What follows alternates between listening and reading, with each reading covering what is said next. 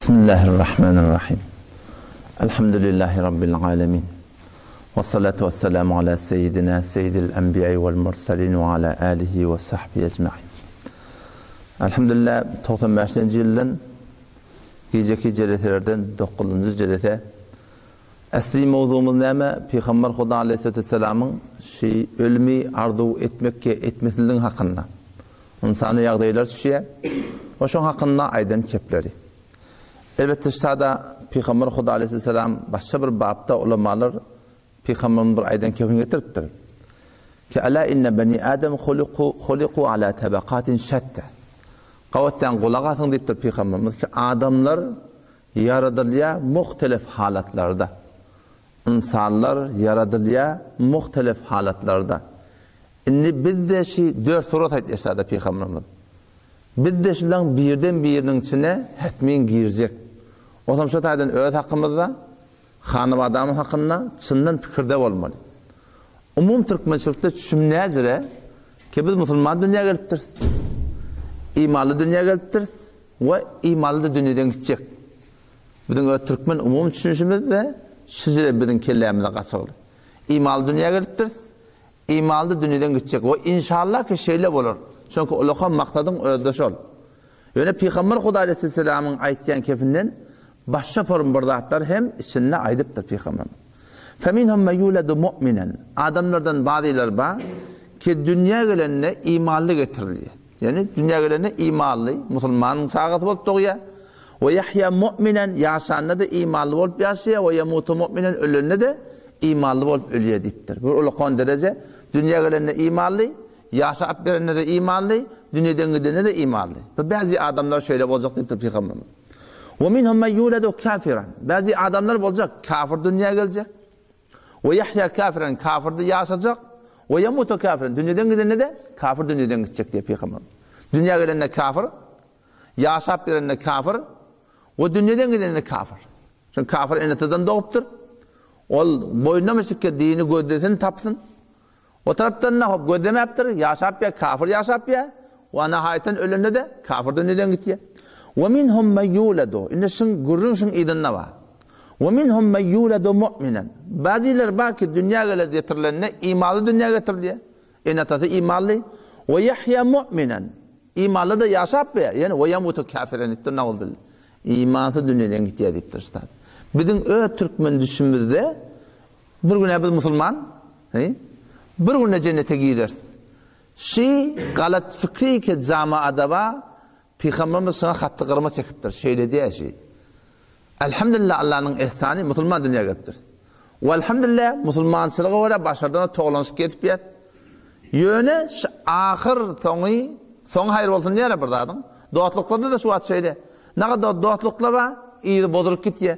Ne kadar katlaşıkları var, iyi bozulup gidiyor. Ne kadar şeriklik var, iyi bozulup gidiyor.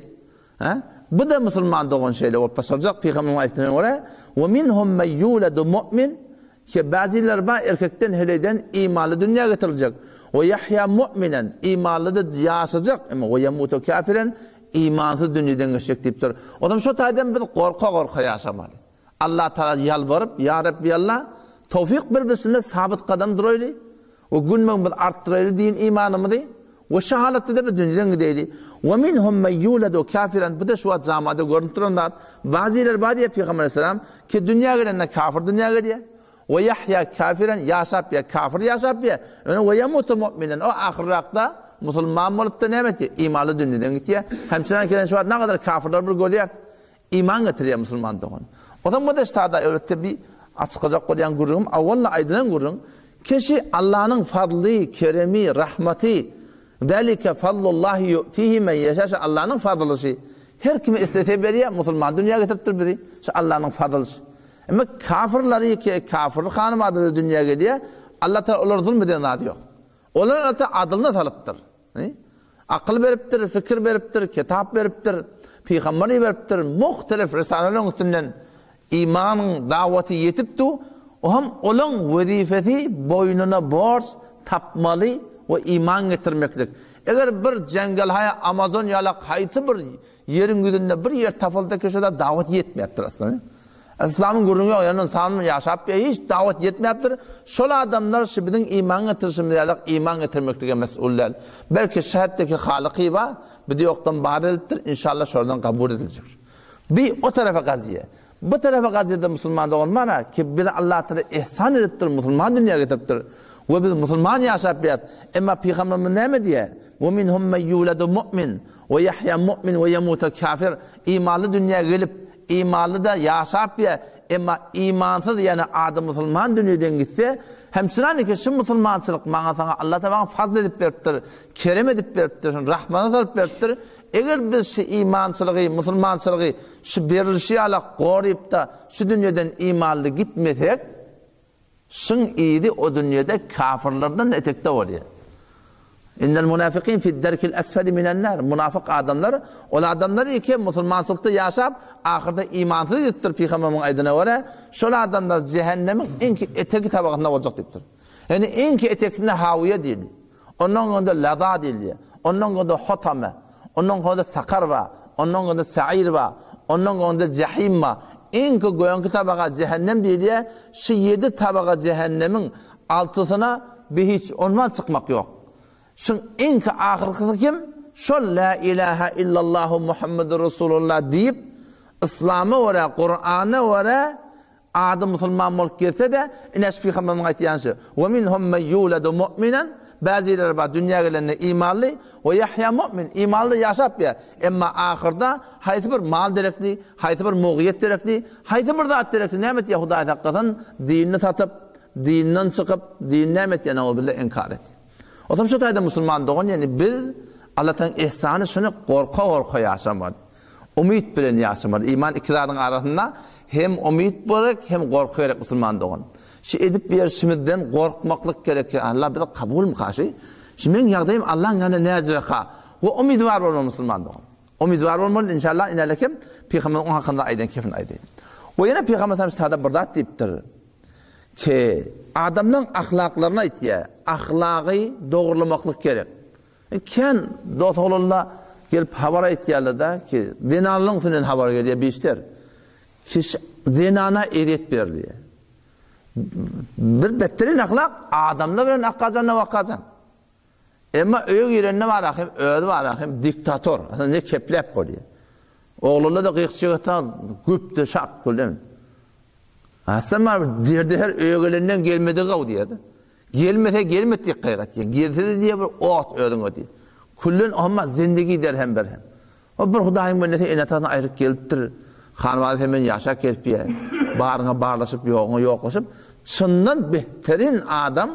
Peygamber'in diye inki behterin kim? Öğd hanavadasına gav olmalı. Halka gav olup öğd hanavadana gav olmasan. Biz hanavada, bizim hanavadamız, biz hanavada hükümet etmeliyiz, bizim hanavadamız. Ama zulüm etmeliler Müslüman doğan şeydi. Peygamberimiz ne diyor? وَذَكَرَ الْغَضَبِ Gaharlanmaklık ayette diye. İşte gaharlanmaklık bir bağdat, gerek dat, vaktinde gaharlanmalı oluyor. Ama Peygamberimizin meratibi ediptir. فَمِنْهُمْ مَنْ يَكُونَ سَرِيعَ الْغَضَبِ سَرِيعَ الْفَيْ Bazılar bağdiptir ki çalasım gahar geliyor, çalan değil, nağıtya ediptir. Buna gav diye yalaktı de, tereke diye yalaktı de ediptir. Çalasım gahar geliyor, çalasım izni nağıtya. وَمِنْهُمْ مَنْ يَكُونَ بَطِيُّ الْغَضَبِ Bazılar bağ, giç gahar geliyor, giç de ödünü bağışlıyor diye.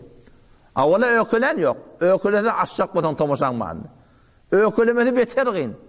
Yönü ökülede aşak batan tomaşan mağını. Peygamber bu da barabar kavdi yerde yok, tereke yerde yok mu deyiptir. Ve khiyarukum yani sizin behteriniz kim deyiptir. Men yekunu batiyul gadab. Giç kahar geldin, seri'ul fey. Çalahımcak da irne olsun.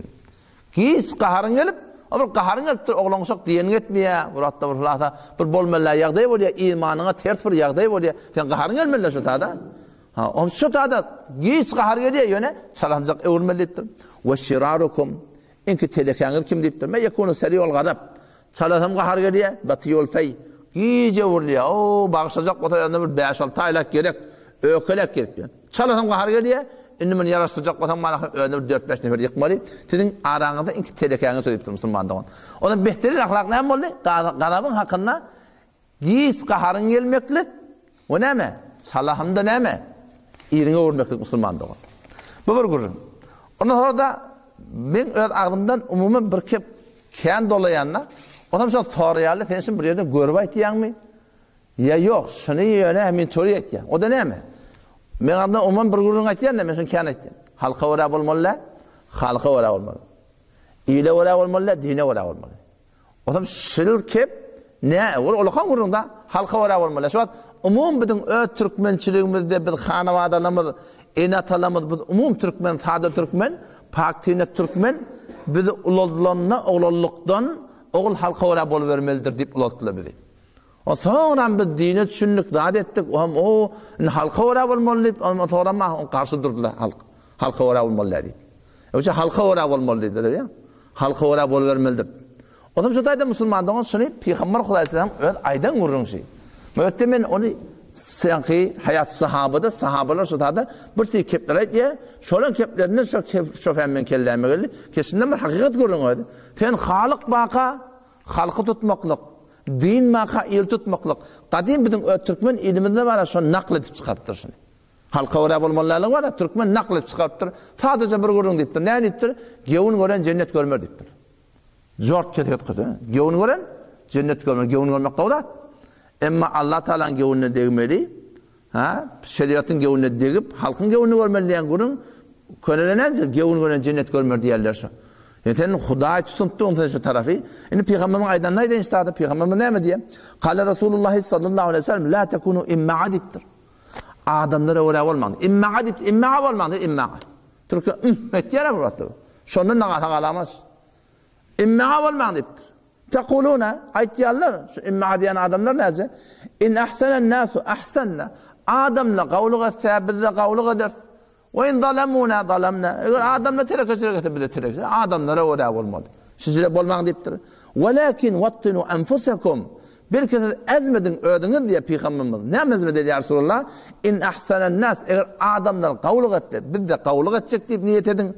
Ve in asa'u imma terekçilik ettiler. Şeriata ters dursalar, günahçı muhtarab olsalar, fela terlimu. Onlara öyle münasebet zulmetmeyin deyiptir. Öyle nefsini de oğlanın hakkında dinanan hakkında Müslüman olun. O zaman şu tayda maraşın Peygamberimizin öyle tavsiren daha söyle. La tekunu imma'a deyiptir. İmma'a olmayın. Adamlara oraya olmayın deyiptir Peygamber. Adamla kavluk etti, biz adamlara oraya olmalı. Biz de adamlara kavluk etmeli.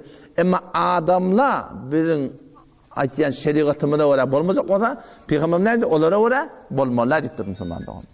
Şimdi bari Esid dertimde Peygamber Huda Aleyhisselam ابن مسعود رضي الله عنه راوي أن نبي الله صلى الله عليه وسلم قال ذات يوم لأصحابه Peygamber bunun ödiyaralarına aytdı diye istihyu minallahi haqqal haya. Allah'dan hak utanmakla utanın deyiptir Peygamber. Yararlı otişerliği ne? Peygamber ne? Allah'dan hak utanmakla utanın. Çınnan Allah'dan utanın. O sahabeler dedi diye kalu inna nestahyi minallahi ya nebiyallah velhamdülillah. Ya Allah'ın peygamberi biz Allah'dan haya ettiye. Biz Allah'dan utanıyaz. O Allah'ın benim tevfikini da biz Huda'ya şükretti diye. Peygamber ne diyor? Leyse derdi ki sizin düşünüşünü diyalak derdi. Biz sizin yöne, sizin ay leyse hakkın ra'sa, sizin ayçısını diyalak, sizin düşünüşünü diyalak, kebarakim ma tahbisunehu bel sizin gümenetçisini diyalak değil ki fakat biz Allah'dan haya ettiye demeklik değil. Belki ne mi deyiptir? Velakin men istahya minallah, her kim Allah'dan haya etse, Allah'dan korksa, Allah'dan utansa, o da hak korkmakla ne midir? Ona ne mesela? Felyahfizir re's ve ma va'a. Kelle, o şey kellenin üçlerin dağıtlarını deyiptir, koruysun deyiptir. Allah'dan hayat milliyerler şey deyiptir. Kulak aydım sade işitmeliler Müslüman doğun. Dutar kıcak, doğruca haramda. Aydım sade ekerduğun zat, haydi bir dengur bağdat, Peygamberimiz geliptir, men şunu dargatmadan şirim geldim diye. Şol kulağı koruymalı, dili koruymalı. Burnu koruymalı. Hiç kellen taşta örnek. Sıdatları koruymaklık gerek. Ondan sonra وَلْيَحْفِذَ الْبَطْنُ وَمَا حَوَى karnı koruymalı, karnın teorenekleri, karnı haram lokmadan koruymalı, şüpheli lokmadan koruymalı biz. O karnın teorenine el var, karnın teorenine ayak var, karnın teorenine fers var. Sıdatları haramdan koruymalı. Ve Allah'tan haya etmeli ve ettiği diye Peygamberimiz وَلْيَذْكُرُ الْمَوْتِ ölümü atlasın ve çürümekliği atlasın. Ve men aradel ahire terke zineted dünya. Her kim ahiret maksadı olsa diye o şu dünyanın avdalıklarını el çıkar deyiptir. Şu dünyanın bir hut gerekli adatlar var. Gerekli adatlar gerek. Malın olsa, o vaqançından qav maşin alsan, oğlan sonra da avadan malahim taňa desem küler alıp da bersen. Gerekli adat ýaşaýşa. O qaw turatynda bir maşin labas suý alyp bersen. Qaw tu alyp bersen, ýaşaýşa gerekli adatlar musulman dogan harj edildi. Femen feala zalika fakat istahyallah. Istahya min Allah haqqal haya. Peygamber aýtdy her kim şeýtdi. Kelläň daşda örnäkin gorysa, garnyň daşda örnäkin gorysa, ondan sonra nämetde bile ölümi ýatlap, çüýrmeklik ýatlasa, oşo turatynda dünýäniň bihut gerekli adatlaryny elçekde, onda Peygamber aýtdy diýär şol çyndan Allah'dan hakka hayani berza eden adam söyleyip. Onam şu hakkında musulmanlığın bir hem havardar olmak gerek. Ondan Peygamber aydıp da tuhfetul mu'mini el mevt. Ölüm deyiptir, imanlı adama bir töhfeçi deyip. Bir hediyesi deyiptir. Şu dünyanın hayti bir lezzetinin kaptalına derdi her var. Hay çektirmeyen iyi yersin, canını onu uçedip, o böyle yapar, bu diyalak yerde ebber kaytmalı. Onun iyisinde zıdamalı, vaat etmeli. İsa Aleyhisselam bir taraf bir yerden geçip var yaka, öyle yaralılar bilen, havariler bilen. O zaman yankı adamlardan kesafatlarını görüptürler diyor. Oyran, o yaralıları ühtü olup da burun tutmadırlar diye. İsa Aleyhisselam biliyor musun ne mi diye diye. Fozalatla, nezasatları yıkışlar, adamlarını döküptürler. Biliyor musunuz ne mi diye. Onu ya ruhallah ne mi diye yaşladı diye. Ondan şu şey diye diye, ben adamlardan oğlu 24 tane kurunda sordum, ben başıma şey geldi diye. Adamlardan oğlu kılıca çektirme, salat, nuşava hem de 50 neme hoş buğdat. Şu adamlardan oğlu 24 saat kurunda sordum, ben başıma gelen şey. Yani siz benden kaçmalıyan, ben sizden kaçmalıyan kuruna ettir diye. Çindirilmedi yani. O hem şat uğratında. Onam şey, dünyanın hayatı bir lezzet şeyle, digdeneklep barakayım, yok barakayım, kıyınçılıklar berdaş etmeli. Dünyanın hayatı bir lezzetinin kaptanına kıyınçılık var. Ama eğer Allah Teala tevfik verdi Müslümanlığa, şu dünyadan imanlıca gitsek, şu Allah'ın cenneti, şu melotada yolun düşüp böyle guruğunun azaşarın yolundan gitme olur kümmede karşı, mimana gitme olur şu vaka. O hem şunu şu cengeli var yani, cengel hem cennet yatmak için. Şol avadan bağlıklığın içinde, ki otada öyle kon kasırlar var, aşağından tüytler akıp var ya, aşağından arak şaraplar akıp var ya, aşağından saf saadı sular akıp var ya, hurgiller sen yanında, imalı denanan yanında, avadan gül yazık oğlular da çevrenden hıkmadığına hareket bir. Otada garrimak yok, ölmek yok, sana diyeceğim ama iyip de doymak da yok, terek de yok, peşev de yok, kakılık da yok, kulundan da hava gelecek ya, kulundan da şeyle bir nimette Müslümanlığın ebed ve yaşamalı. Peygamber'den el mevt ne diye tuhfetul mu'min. Ölüm imanlı adamı hediye diye. O zaman şu taydan marahim Müslümanlığın ölümü köpten köp yatlap, ölümü Allah Teala'dan imanlı gitmekte var ardı botik gelmiyor Müslümanlığın. Ve ahir hadis becerese de Peygamber ayettir el mu'minu yemutu bi arakil cebin. İmanlı adam manlay der bilen ölüye dedi. İmanlı adam manlay der bilen ölüye. Manlay der bilen ne ayttığı ne dedi ki? Yani imanlı adam can çıkacak olana kıyılık bilen çıkacak. Şeyle bir kıyılık bilen çıkacak. Şon kıyılık çekmekte günahlarının dökülmekine ve derecesinin artmakına sebep ve şu bir alamatı zahir ne olacak? Şon manlayı derecek diye Müslüman. Mümin adam, mümin zenana canı çıkanına kıyılık bilen çıkacak. O şu kıyılık bilen çıkmaklıkta ne olacak biliyor musun? Şon manlayı derlerle şu suratında. Ve yine bir tevcih ediptirler.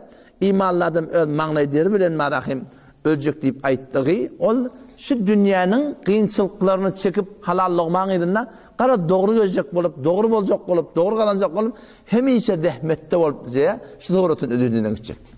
Ya eyyuhel insan inneke kadihun ila rabbike kedhan femulaki. İnsanın önüne ne kadar müşkilat var. Khası Müslümanlığın imanı var ya yaşamalı olsak biz saktileri, müşkilatları hatmin berdaşt etmeli oluyor. O zaman şu da inşallah öz hakkımızda hanım adamın hakkında, daşçının hakkında dua edin.